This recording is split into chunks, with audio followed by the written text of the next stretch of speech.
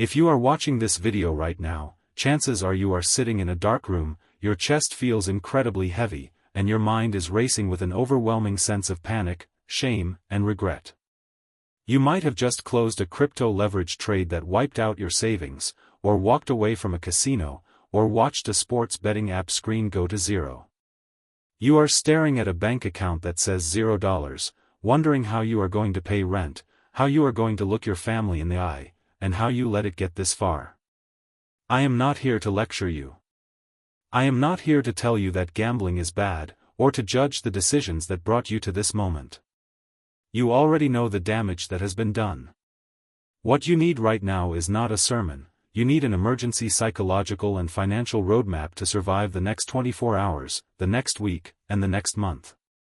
Today, we are going to talk about the cold, hard science of what just happened to your brain, and the exact step-by-step framework to stop the bleeding and rebuild your life from absolute rock bottom. The very first thing you must understand right now is that your brain is currently experiencing a massive chemical and emotional hijack. When you lose a catastrophic amount of money, your body treats it as a survival crisis. Your cortisol and adrenaline levels are through the roof. Your prefrontal cortex, the part of your brain responsible for logic, rational decision-making, and long-term planning, has effectively shut down. Instead, your amygdala is running the show, screaming at you to do one thing: fix the pain immediately. This neurological panic leads to the single most dangerous psychological trap in human finance: chasing losses. Your brain convinces you that the only way to cure the intense shame you feel right now is to find a way to get that money back through the exact same mechanism that took it. You start thinking, if I can just borrow a few $100s, or take one more high-risk trade, I can win it all back, fix everything, and no one will ever have to know. You need to hear this clearly: that exit door is completely sealed. The version of you that is operating right now is chemically incapable of making a rational trade or a winning bet.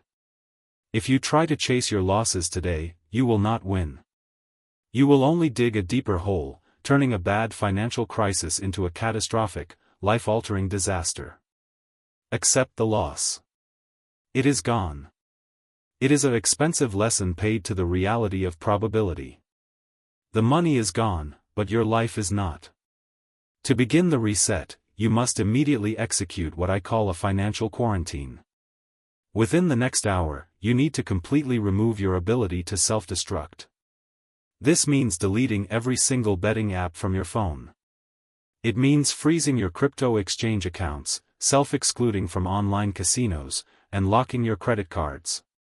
If you have to, give your banking passwords and control of your remaining finances to a trusted friend, a partner, or a family member. Yes, confessed truth is humiliating. Breaking the silence and telling someone, I messed up, I lost everything, and I need help protecting myself, is one of the hardest things you will ever do. But secrecy is the oxygen that keeps a gambling addiction alive. The moment you bring your loss into the light and share it with someone else, the psychological grip of the addiction loses half its power. Once the quarantine is in place, you must pivot to crisis asset management. Stop worrying about the thousands of dollars you lost last month or last year. That is abstract math. Your only priority right now is concrete survival math: shelter, food, and basic utilities. Make a brutal list of your next immediate expenses. If you cannot pay your debts or your rent this month, you need to pick up the phone and make professional, honest calls. Contact your creditors or your landlord, explain that you are experiencing a severe, temporary financial crisis, and ask for a repayment restructuring. Most institutions will work with you if you initiate the conversation before you default. Now, let's talk about the long-term reality of rebuilding.